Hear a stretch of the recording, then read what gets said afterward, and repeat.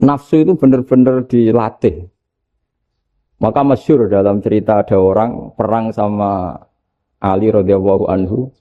Ketika perang ini sangat semangat.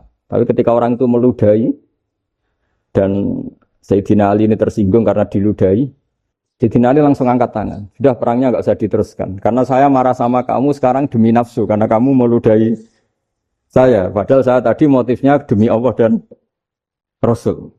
Jadi sangat tipis bedanya kita emosi karena diri kita dan emosi karena Allah dan Rasul. Sehingga ketika diludahin ini terus beliau mikir jangan-jangan perang saya karena saya diludahin. Nah yang hilang dari peradaban modern adalah Allah itu tidak begitu hadir di hati kita. Saya sering cerita di mana-mana, teks hadis itu sebenarnya berbunyi gini, ini hadis sahih.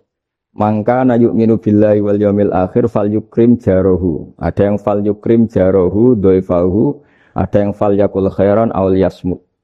Siapa yang iman dengan Allah dan Rasul maka harus memuliakan tetangganya, memuliakan tamunya. Dulu itu ada seorang ulama dipanggil anak muda, dibully dari sekarang. Wahai kiai, datang ke rumah saya. Datang kiai itu. Setelah sampai ke rumah orang itu, silakan kiai kembali ke rumahnya. Saya tidak butuh kiai. Kiai itu dengan riang kembali. Setelah di rumah dipanggil lagi. Pak Yai, silakan datang ke rumah saya. Datang lagi. Ya senyum-senyum kiainya santai. Wah, enggak jadi butuh Pak Yai. Silakan kembali lagi. Sampai 3 kali. Oh itu kalau rektor digitukan marah itu. Dosen marah. Kiainya santai. Santai, senyum-senyum, rileks. Ketika ditanya, kenapa Pak Yai tidak tersinggung? Jawabannya unik. Anak muda, saya ini senang sekali nuruti perintah Allah, disuruh menghormati tetangga. Sehingga ketika Anda manggil, ya saya datang. Ketika Anda nyuruh pulang, ya saya pulang. Saya senang sekali nyenangkan tonggo. Dan itu perintah Allah, jadi tidak ada hubungannya dengan kamu. Wah, pemudanya nangis minta dimaafin. Kalau kita kan enggak, kita ini dosen, kiai, mungkin kita doktor, mungkin kita profesor. Tapi kita ini sering didikte oleh orang bodoh. Kalau orang bodoh itu jengkel, lo kita ya jengkel. Lo kamu jengkel, dijengkelkan orang bodoh itu namanya terdikte. Itu bodoh apa pinter? Oh itu tidak pinter sama sekali. Kalau betul-betul kamu pinter, hanya bisa didikte oleh Allah Subhanahu wa Ta'ala. Jadi antara hukum Allah apa? Wa ahsin man asa'a ilaika. Berbuatlah baik sama orang yang berbuat buruk sama Anda. Itu dikteannya Allah. Kalau dikteannya orang-orang bodoh, kayak dimangkel ben mangkel, terus kamu mangkel, itu bodoh apa pinter? Nah, problem kita kekinian adalah wong pinter, wong bodoh, itu bodoh-bodoh bisa didikte oleh sekelilingnya. Terus karuan wataknya perumahan seperti itu, wataknya anak-anak seperti itu, kita didikte. Anak-anak jengkelin kita mangkel, berarti kita didikte oleh orang bodoh. Makanya agama itu unik, kadang ngendikan wa ahsin man asa'a ilaika. Kadang wasil mangkoto akad. Sambunglah orang yang memutus kamu. Karena dengan demikian kita hanya didikte oleh Allah Subhanahu wa Ta'ala, bukan didikte oleh hukum sosial. Cara Jawane nak ngapiki tangga sing apik akeh tunggale. Berbuat baik sama yang berbuat baik pada kita itu mbok orang fasik ya seperti itu, maling ya seperti itu, sama. Tapi kalau berbuat baik sama orang yang berbuat jelek sama kamu itu baru luar biasa. Dan memang teksnya hadis wa ahsin man asa'a ilaika. Berbuat baiklah sama orang berbuat buruk sama kamu. Jadi enggak boleh orang didikte. Makanya ngaji di sini diantaranya saya akan cerita dalam sebuah hadis sahih, dalam hadis hasan yang diriwayatkan Imam Tirmidzi ada kalimat dari Rasulullah sallallahu alaihi wasallam. Dawe Nabi, la takunu imma'atan, taquluna in ahsanan nasu ahsanna, wa in zolamu zolamna. Walakin watti'u anfusakum in ahsanan nasu antuhsinu, wa in asa'u Allah tazlimu. Kamu jangan jadi orang yang mudah diombang-ambingkan oleh orang sekeliling kamu. Yaitu kamu mengatakan, jika orang baik ke saya akan baik, jika orang buruk ke saya juga akan membalas buruk. Itu namanya Anda didikte. Tapi berkomitmenlah kamu akan berbuat baik meskipun orang lain berbuat buruk. Nah sekarang logika sosialnya begini. Kalau di Indonesia itu ada 1000 kiai, ada 1000 profesor yang ingin membenahi Indonesia. Rata-rata orang awam itu semau gue. Terus mereka mendikte kita. perilakunya nggak simpatik, perilakunya jengkelin. Terus 1000 profesor ini ikut jengkel. Itu kira-kira jadi solusi apa goblok bareng? Sama 1000 kiai ini ikut jengkel. Ini jadi solusi apa goblok bareng? Goblok bareng. Nah problem sekarang kita ini biasa didikte orang bodoh. Nah makanya ciri khas orang muslim itu kata Nabi mangkana yu'minu billahi wal yaumil akhir. Jadi baik tetangga karena perintahnya Allah dan Rasul. Pentingnya apa? Bedanya karena berbuat baik ini perintahnya Allah, mbok tonggo apik lah kita tetap apik karena perintahnya Allah dan Rasul. Begitu juga dengan hubungan dengan istri, dengan anak. Mbok bojomu lagi cerewet lah kita tetap apik. Karena dengan cara itu kita hanya tunduk kepada Allah dan Rasul. Tapi kalau kamu istri saya kalau baik ya saya baik, kalau enggak ya enggak. Berarti Anda didikte oleh perilakunya dia. Itu latihan, ya kalau dalam bahasa pondok, latihan jadi wali itu yang paling berat. Nabi itu kalau sama orang munafik itu sabarnya Masya Allah. Padahal Nabi berso kalau orang itu orang munafik. Karena dengan cara seperti itu, bahwa kebaikan Nabi pada seseorang itu atas perintahnya Allah dan Rasul, bukan atas nama servis. Kalau Nabi hanya baik kepada Abu Bakar, itu mungkin orang bilang, wis adune wong Abu Bakar baik sama Nabi. Tapi kalau Nabi baik sama orang munafik, Abdullah bin Ubay bin Salul, itu kalau enggak perintahnya Allah dan Rasul itu enggak bisa. Nah ini cobalah berlatih seperti itu, sehingga kita tidak mudah didikte. Ya saya ulang lagi, enggak mudah apa? Didikte. Ini ngaji itu harus objektif. Objektif itu jujur. Jadi bisa saja korbannya ayah saya, bisa rektornya, bisa semuanya. Tapi korban dengan makna yang bagus. Karena di antara saran Al-Quran, Allah ngendikan kalau belajar atau mencari nasihat atau mencari kebaikan apa saja, itu diistilahkan walau ala anfusikum awil walidaini wal aqrabin, meskipun ketentuan itu merugikan kamu. Jadi ketentuan apapun yang merugikan kita harus tetap kaji, meskipun itu tidak menguntungkan kita. Karena banyak problem, mulai dulu sebenarnya problem itu, orang yang wakam da'in yadda'i annahu da'a ilallah, tapi hakikatnya yad'u ila nafsi. Jadi banyak da'i yang mengklaim dirinya mengajak ke Allah dan Rasul, tapi sebetulnya hakikatnya mengajak ke kelompoknya sendiri. Saya ini termasuk kiai yang masih orisinil. Artinya orisinil gini, suatu saat atau kapan saja saya kok sudah tidak laku jadi kiai, asal Islam jalan tetap senang, karena nggak penting yang populer saya apa enggak itu tidak penting, yang penting agama ini tetap jalan.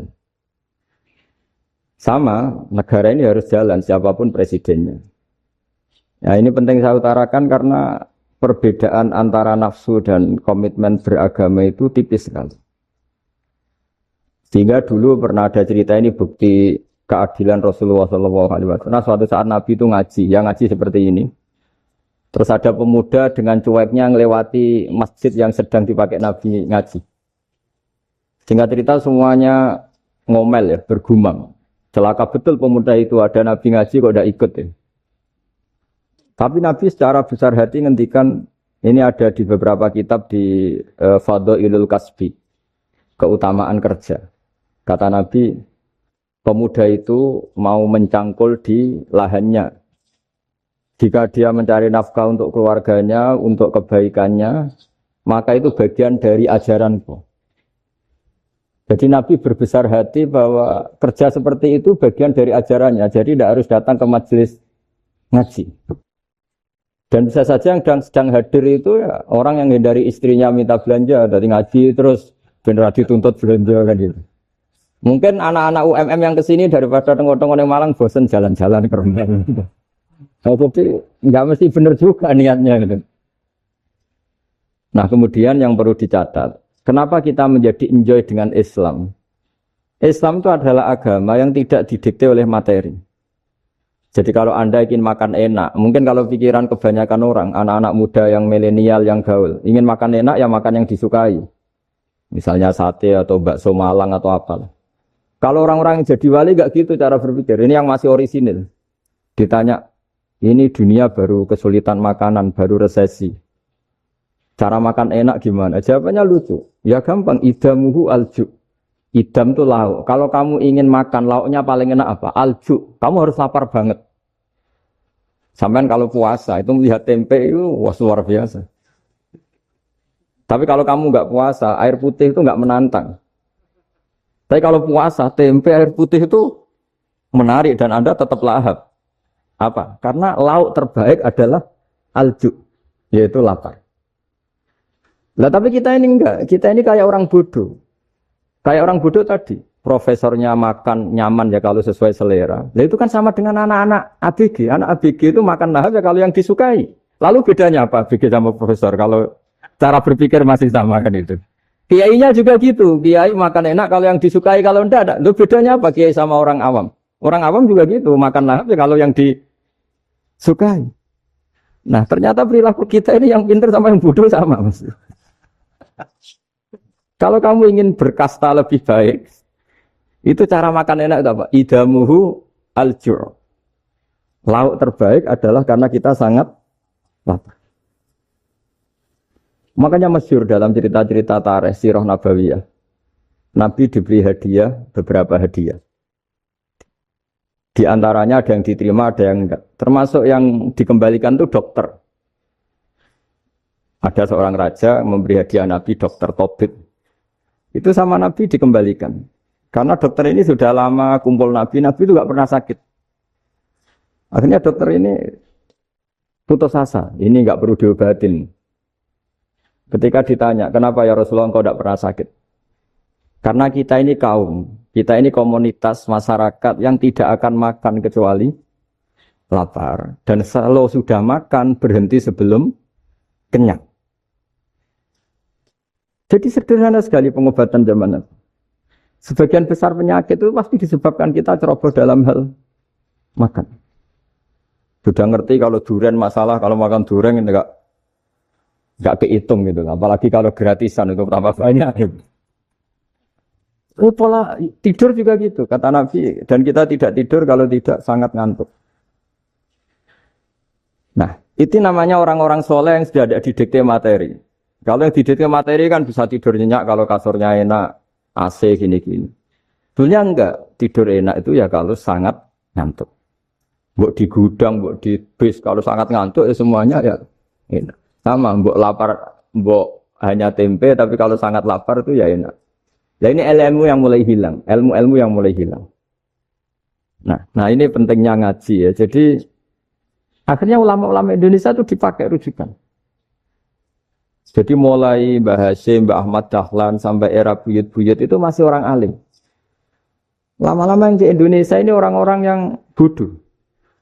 Sehingga orang Jawa kalau ke sana dibully, ya Jawa tak kulul khaya. Orang Jawa itu penggaweannya itu makan ular. Karena belut itu kalau di kamus itu persis ular. Dulu itu kan kamus tidak full color. Gara-gara gak full color, gambar belut sama ular itu sama. Belut itu belut sama ular kalau nggak full color gambarnya sama apa enggak? Sama. Terus orang Jawa itu kan masih banyak yang makan bajing tupai. Bajing kalau digambar tidak full color sama dengan tikus. Gambar yang tidak warna. Hitam putih. Sehingga kita ini dibully pemakan tikus dan pemakan ular. Karena belut itu persis ular kalau digambar yang tidak full color. Sampai datang Syekhona Khalil, datang ulama. Ngarang kitab ya judulnya Al-Belut. Karena enggak terima bangsanya dinyek makan apa? Ular. Terus dikarang. Wal belut hayawanun bakhriyun terus ya isu fi kadza wa kadza. Itu beda dengan al-hayyah. Itu diterangkan. Mulai disandri. Terus sistem hotel juga gitu.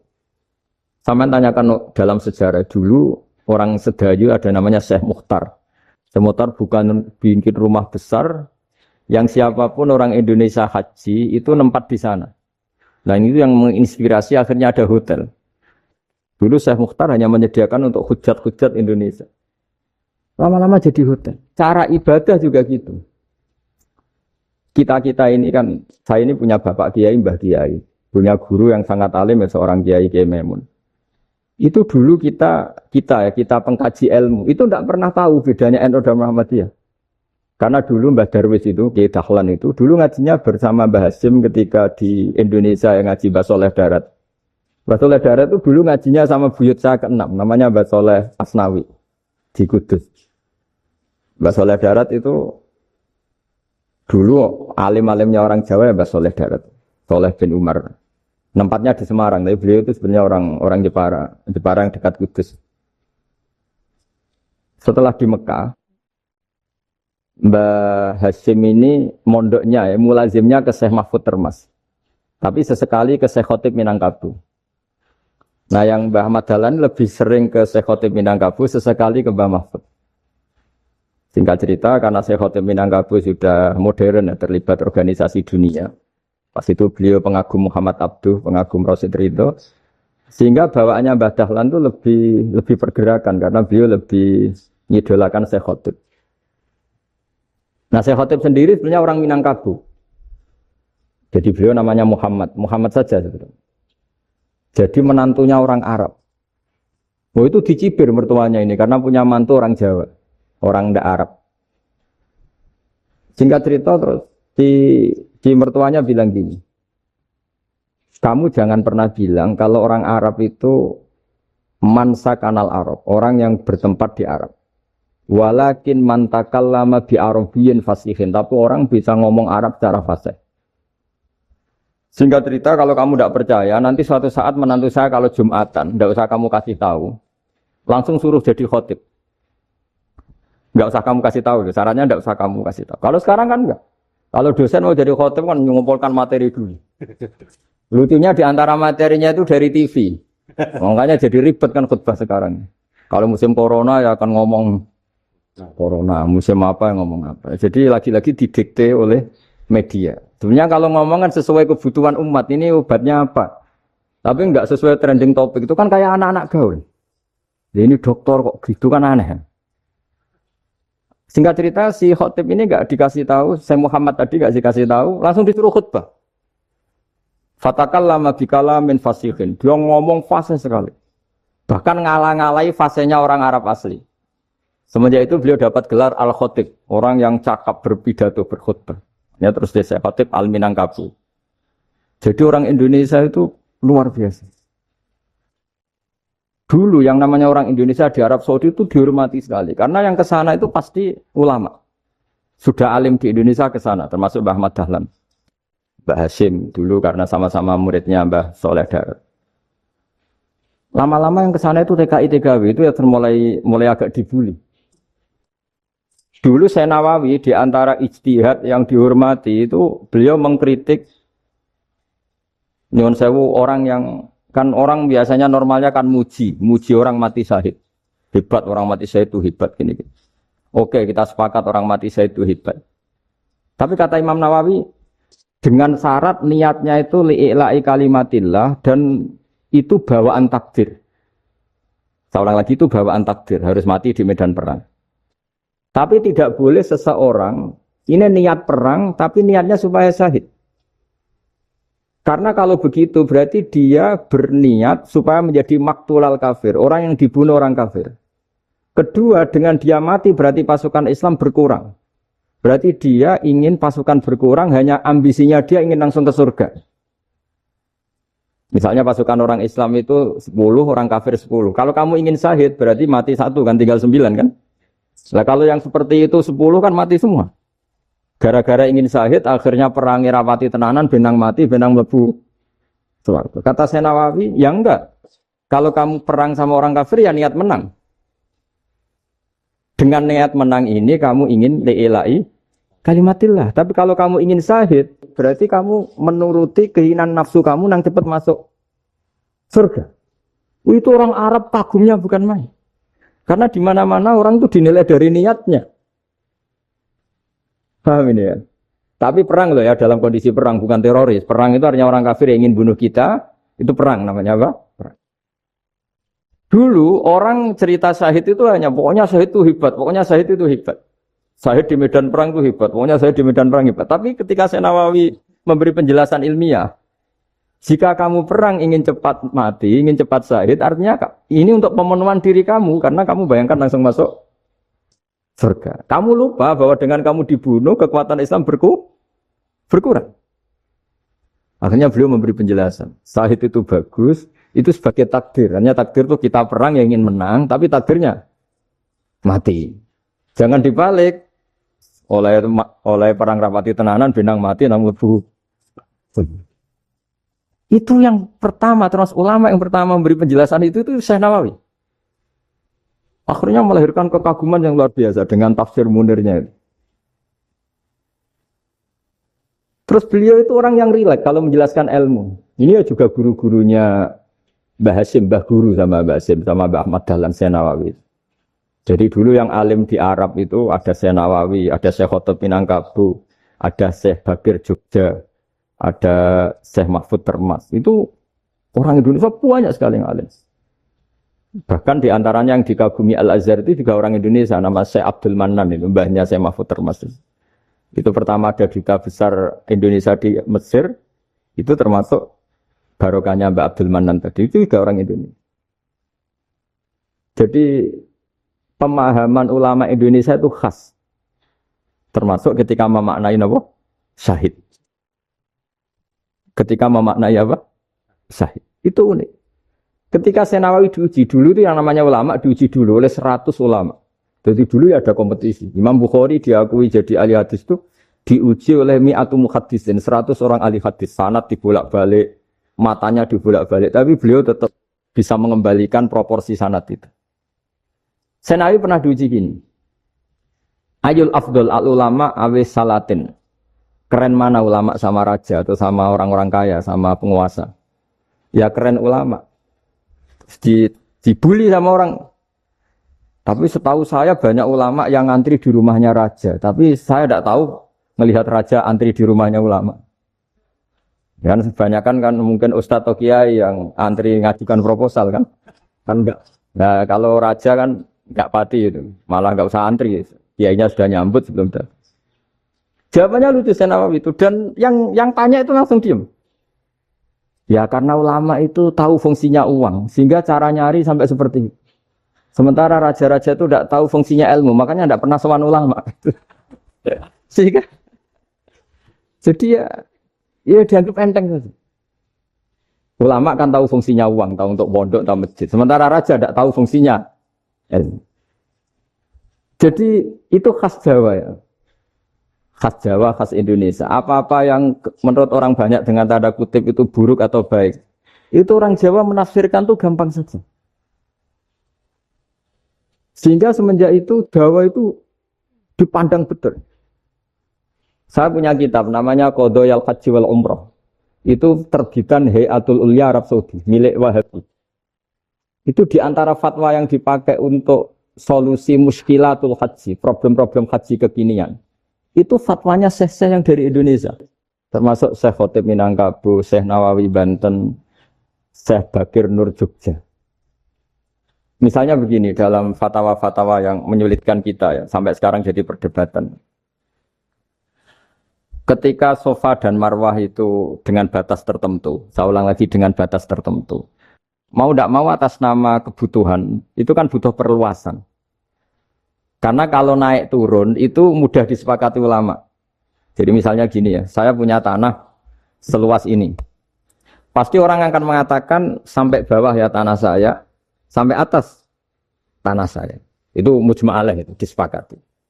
Sehingga Nabi ngendikan al-Ka'bah min tuhumil ardi ilas sama Ka'batun. Ka'bah sampai ujung bumi, sampai ke aras semuanya Ka'bah. Sehingga tidak ada perdebatan ulama ketika Masjid Haram ditingkat, kemudian yang di atas sholat. Tetap dia menghadap Ka'bah. Tidak harus diluk melihat di bawah, enggak. Karena Ka'bah sampai langit. Sama, tanah Anda kamu tingkat sampai 10, enggak ada tetangga protes. Karena bawah sampai atas tanah Anda. Tapi kalau diperluas, tanah Anda kamu luaskan setengah meter saja atau 3 cm saja, iso geger mbek tonggo. Karena di mana-mana batas itu ya tadi. Kalau atas bawah miliknya, kalau samping enggak. Pertanyaannya, perluasan Mina itu ke samping. Perluasannya matof, yang mas'a, itu juga ke samping. Geger kan ulama dunia. Bagaimana hukumnya mina jadid? Mina yang diperbarui atau mina yang diperluas. Itu diantara rujukan baik yang membolehkan maupun yang menentang. Itu ya Syekh Indonesia. Itu orisinal tuh. Saya punya kitab orisinal terbitan Hayatul Ulya, kira-kira ya kemenaknya Arab Saudi kalau di Indonesia itu. Itu yang dirujuk Dawei Syekh Nawawi, Dawei Syekh Khatib Minangkabau. Karena apa? Ada logika khas Jawa. Misalnya begini. Meskipun saya tidak perlu fatwa Mina jadid sah apa enggak, memang jadi perkhilafan ulama. Misalnya kampung ini dinamai Mina. Pertanyaannya gini, tanah yang di samping ini bisa milik Anda apa enggak? Ya bisa Gus kalau dibeli atau dihibahkan. Berarti tanah di samping Anda menjadi milik Anda karena ada proses pengambil alian lewat beli maupun hibah. Nah masalahnya ini negara itu berhak menganeksasi atau memasukkan ini sebagai Mina. Itu ulama Jawa kalau ditanya, alasannya apa? Fa'innal muttasila bisya' hukmu dzalika syai'.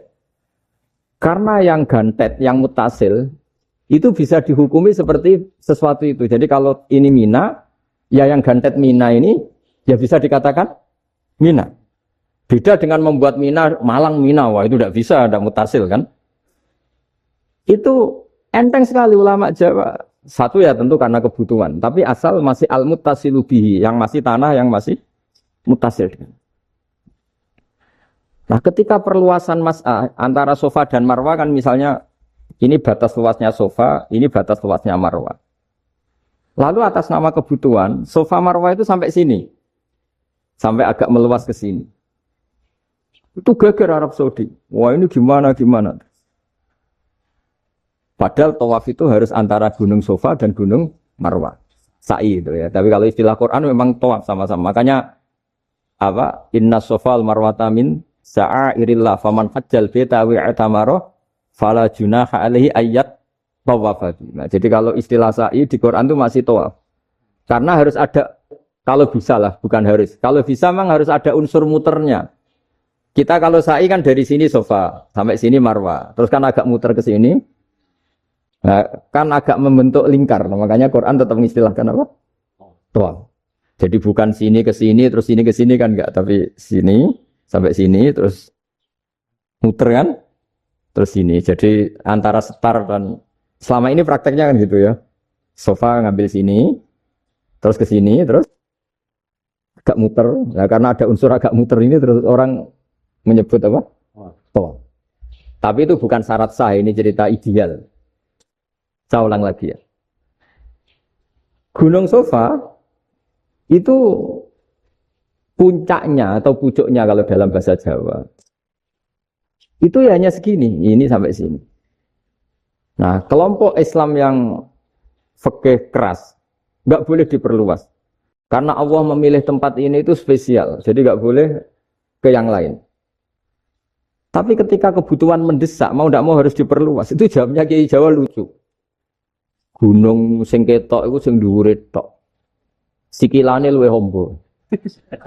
Berarti kan gunung kan bentuknya gini. Nah, sofa yang kecil itu yang atasnya, tapi sikilannya sini kakinya lebih luas. Jadi boleh perluasan asal tidak melebihi kakinya. Ya dihitung ya lebih luas. Jadi Kiai Jawa itu kayak wong delok gunung Penanggungan, kayak gunung Arjuna. Di mana-mana puncak gunung itu lebih kecil timbang kakinya. Artinya diperluas ini bukan berarti tidak di sofa dan tidak di itu khas Kiai Jawa. Jadi jangan kira orang Jawa itu udah hebat sekali. Termasuk perkembangan hotel di Arab Saudi. Itu dulu sebelum ada hotel. Buyut saya kelima atau keenam dulu haji namanya Badur Rahman. Itu kalau mau ingin apa ya? Menghindari terik matahari itu masuk gua. Itu masuk gua itu hanya separuh badan, kakinya di luar. Jadi jangan bayangkan kalau gua di Indonesia kayak gua Akbar di Tuban orang bisa masuk jalan-jalan, enggak. Gua di Arab itu kayak cepitan batu tidak sampai masuk. Sehingga kepalanya dimasukkan, kakinya masih kena matahari. Saking panasnya Arab Saudi. Sehingga dalam bayangan hijrah ketika Nabi bersembunyi di gua apa? Sur, itu kata Abu Bakar, kalau orang kafir melihat kakinya pasti melihat kita karena nggak bisa masuk penuh. Jadi orang itu mau dempes tok. Sehingga ya kira-kira luasnya gua paling segini. Makanya guyonannya kiai-kiai itu untung nggak kayak gua Indonesia. Kalau kayak gua Indonesia laba-labanya capek karena luas kan. Jadi jangan bayangkan gua Arab tuh kayak gua Indonesia. Makanya bayangannya, andai kan orang tuh melihat ke bawah, pasti melihat kita. Karena orangnya tidak bisa masuk penuh. Nggak bisa masuk 100%. Ya kayak cepitan batu lah mirip. Itu kan mirip Gunung Uhud. Gunung Uhud, kata Rasulullah, nanti kalau kamu perang, itu di atas. Menang atau kalah di atas. Musuh biar di bawah. Dengan di atas kamu bisa mana? Jangan bayangkan kayak Gunung Merapi, kayak Gunung Penanggungan. Lah kalau Gunung Penanggungan mana ke bawah yang layang kan? Jadi gunung di Arab itu kayak bukit. Ya sampean pernah kan ke Uhud itu ya sama ini aja tinggi ini kan? Lah ini yang mulai ada miss. Makanya nerjemah itu susah di Indonesia. Karena jabal itu udah harus tinggi. Kalau tinggi nggak bisa mana dari atas ke bawah kan nggak ngefek kan? Sampean kalau ke Uhud gunungnya kan pendek sekali sehingga yang mana dari atas ke bawah ya kalau kena musuh ya celaka karena memang dekat. Ya kalau gunung Indonesia mana dari atas ke bawah yang layang nggak ngefek. Nah itu susahnya nerjemah bahasa Arab ke kita. Jadi apa ya? Transkrip itu nggak gampang karena ada pengertian yang beda. Kita kalau bilang gunung itu tinggi sekali. Sampai banyak mahasiswa tersesat ya saking tingginya. Kalau orang naik Uhud gak akan tersesat, wong ketok dari bawah itu.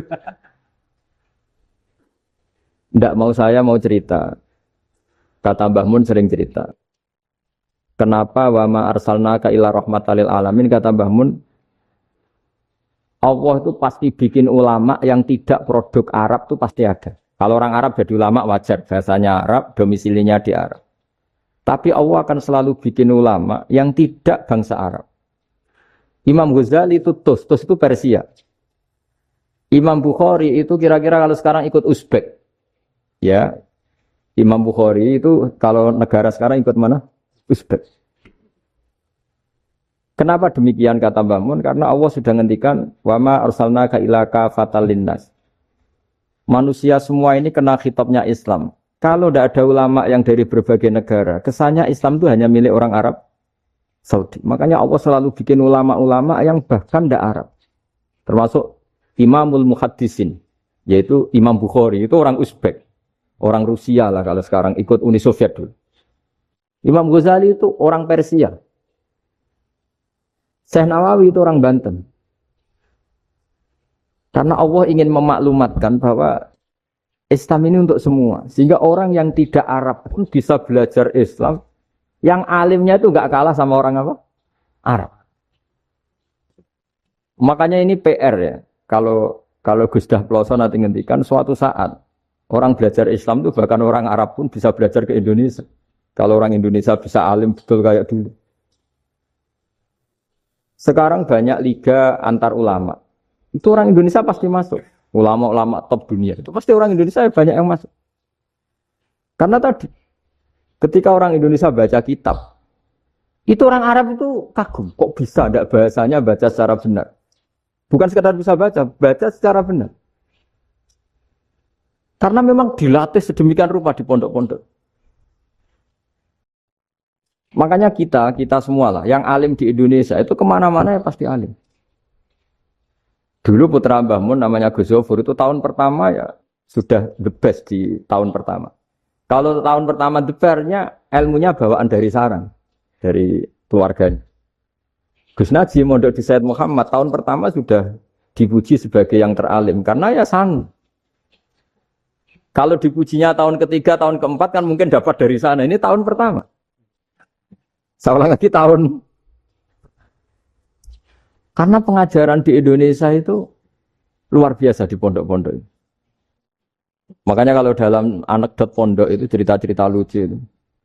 Ada orang Jakarta ngaji. Setelah di kelas itu pelengahan terus. Melihat jendela, lihat pintu terus. Lama-lama gurunya marah. Kamu diajarin kok ndak punya sopan. Melihat pintu terus gak memperhatikan guru ya. Anak Betawinya jamnya lucu. Habis Pak Guru bohong. Kenapa ya? Kamu Pak Guru bilang Ja'a Zaidun, Zaid datang. Tak lihat gak ada yang datang. Setelah itu contoh nasab kan Ro'a itu Zaidan. Saya melihat Zaid. Saya gak melihat Zaid. Contoh ketiga yang jer kan Maror itu Zaidin. Saya berjalan ketemu Zaid. Pak Guru diam di situ gak jalan-jalan. Jadi saking detailnya Indonesia itu diajari. Kalau rofa ja'a zaidun. Kalau nasab ro'a itu zaidan. Kalau jar maror itu bizaidin. Nah si murid Betawi ini karena pertama sekolah, ngiranya gurunya itu cerita, Zaid datang. Makanya dia lihat pintu terus. Mana katanya datang kok enggak datang-datang. Nah dengan latihan seperti itu, kemungkinan orang Indonesia salah itu kecil. Karena memang dilatih betul. Saya ulang lagi karena memang dilatih betul.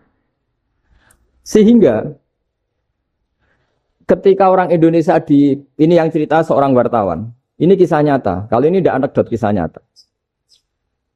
Ada wartawan internasional ngeliput Ramlah. Ramlah itu di Gaza, di Palestina. Wartawan Indonesia ini hanya bisa bahasa Inggris. Dijak ngomong bahasa Arab. Terus dia bilang saya tidak bisa. Saya tidak bisa, saya bisanya ngomong Inggris. Tapi apa yang terjadi setelah sholat, si Indonesia ini jadi imam pakai sholat jariyah lagi. Baca bismillah benar, bismillahi jar karena mudhof ilaih. Terus ketika iktidal ya benar, Rabbana lakal hamdu mil'us samawati wa mil ardi benar. Ketika tahiyat ya benar, at-tahiyatul mubarakatus sholawat. Sama orang Arab ini diagumi. Orang Arab kalau senang orang itu dicium. Kamu tawaduk, sebenarnya kamu itu ahli bahasa Arab. Karena orang Indonesia sekali sholat, itu gak ada yang salah. Meskipun benarnya karena hafalan, tapi bagi yang ahli nahwu, itu hebat. Misalnya kita kalau ngapalkan kan, Bismillahi, Bismijar karena ba, Allahi jar karena mudhof ilaih, Ar-Rahmani jar karena sifat, Ar-Rahimi karena sifat. Alhamdu rofa karena mubtada, Lillahi jar karena ada huruf jarli, Robbi jar karena sifat. Sebetulnya tidak karena pinter, tapi karena hafalan. Tapi orang Indonesia hebatnya itu benar terus. Rabbana lakal hamdu. Ya kan, alhamdu rofa. Terus mil'us samawati ya rofa karena sifat.